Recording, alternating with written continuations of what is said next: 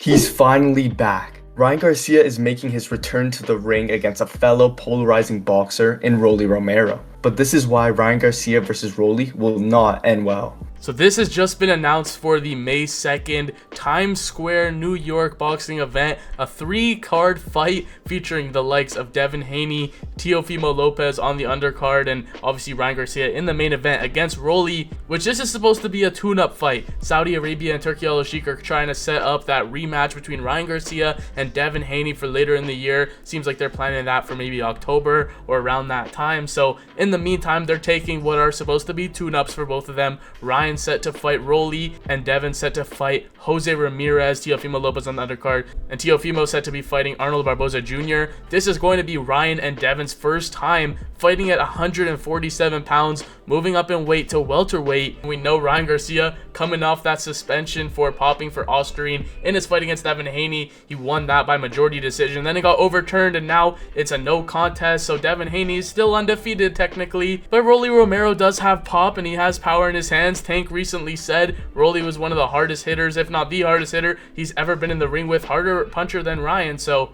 this might be more challenging than just a tune-up, but regardless of the result, I do not see this going the distance. Someone is getting knocked out. Yeah, definitely. And on paper, it seems like that, of course, with Ryan Garcia being the massive favorite here. Many, to be honest, are just expecting him to bulldoze through Rolly Romero and probably pretty easily as well. But you do have to give Rolly some credit. This guy does fight the top competition there is out there. And sure, he's lost 2 fights, but that's against Tank Davis and Isaac Cruz, who are both high-level boxers. Otherwise, as well, it's known that Rolly started boxing later than a lot of these guys. So a lot of people do want to discredit him on paper, and as well because how he talks and the trash talk he says. People call him cringe, corny, and annoying, but he has definitely fought some top competition. But against Ryan Garcia, he is just a much more natural, much more talented boxer, lightning hands, lightning speed, which Rolly Romero will probably not be able to handle. And that speed mixed with his power, that left hook that everyone knows Ryan Garcia has, will probably just be too much for Rolly Romero to handle. And as I was talking about Rolly Romero's resume, Ryan Garcia has a solid resume as well, kind of underrated to be honest. He's fought Devin Haney, beat him, but the no contest. He's fought against Oscar Duarte, which has aged well. He's fought against Luke Campbell, Olympic gold medalist. All decent guys around his weight division.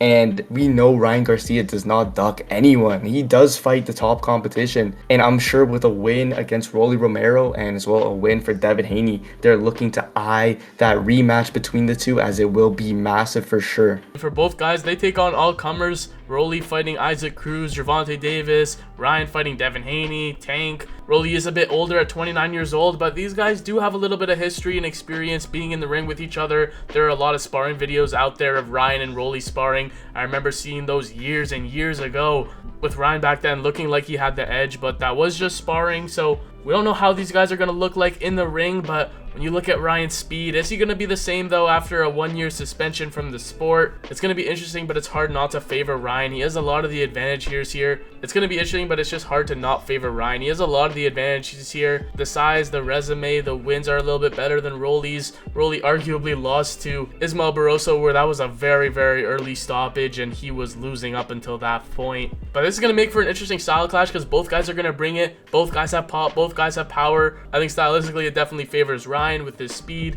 and his new Philly shell that he's shown in his last couple of fights. He dropped Devin Haney multiple times in that fight. His left hook is one of the greatest we've seen in this sport, so it's hard to see him not catching Rolly. I think he might put him down sometime in this fight. Whether he knocks him out, who knows, but I feel like someone is going out. Yeah, I definitely agree, as Ryan Garcia has an 83% KO rate and Rolly Romero has an 81% KO rate. So these guys are most likely not going to decision. It's definitely going to be a really good fight, an exciting fight. Both guys polarizing boxers in general. And you could even argue maybe Rolly Romero does get a ton of these big fight opportunities because of his attention he gets on social media and of his mouth, because he has fought Gervonta Davis and now he's fighting Ryan Garcia. So he's definitely getting big opportunities, and both of these guys are quite young still. Ryan Garcia only 26, young guy in boxing still, and Rolly Romero still only 29. So even if Rolly loses this fight, which a lot of people think will happen,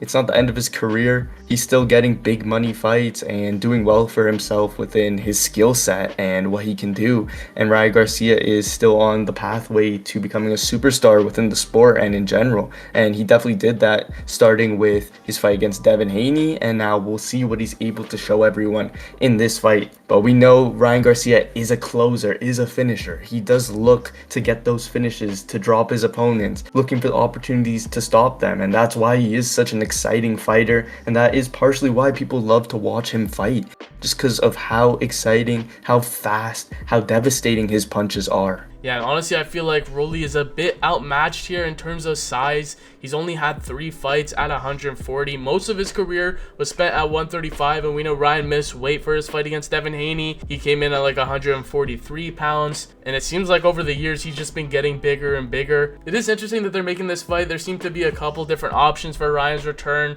There was talks about Isaac Pitbull Cruz fighting Ryan Garcia, then that fell through. There was even talks of Teofimo Lopez fighting Ryan, but this is a solid tune-up. I feel like Ryan will find the shot eventually. It's going to be a 12-rounder, so I just don't see how Ryan doesn't land that left hook, hurt Rolly, because he has been susceptible in the past to getting hurt. He doesn't have the greatest defense in the world. His offense is pretty decent, but I just don't see Rolly being able to hang for 12 rounds with Ryan Garcia without getting caught. Ryan has a good shot selection to the body, to the head. Rolly did recently have a fight on the undercard of Canelo versus Edgar Berlanga. He won that via unanimous decision against Manuel Jaimes, so he's been a bit more active, but he also did get stopped last year against Isaac Cruz. Ryan was in camp to have an exhibition just a couple months ago. I don't know how serious he was taking that, or how serious he's even going to take this fight. At this point, you don't really know what you're going to get with Ryan Garcia, how serious he's going to come into these fights, because against Devin Haney, the lead up to that fight and the antics and how it seemed like he was taking the fight didn't seem like he was too serious, but then he went in the ring and actually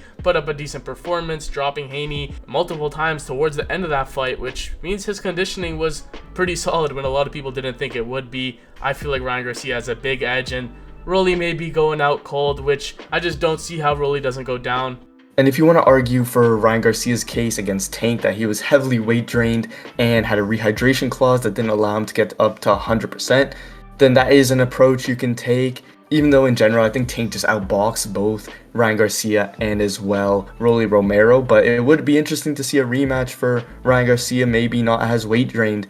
But either way, it's just hard to see Rolly Romero being able to do much against Ryan Garcia. Sure, he might have some decent power on his shots, all the natural attributes side to Ryan Garcia, like his speed and all the technical abilities kind of side with Ryan Garcia as well, and what he's able to do in that ring. So that is why Ryan Garcia versus Rolly Romero will not end well. Someone is going to sleep, and we tend to think Ryan Garcia is going to get the knockout here. But if you guys enjoyed the video, be sure to leave a like, subscribe to the channel, and check out the video on screen why Conor Benn versus Chris Eubank Jr. will not be close.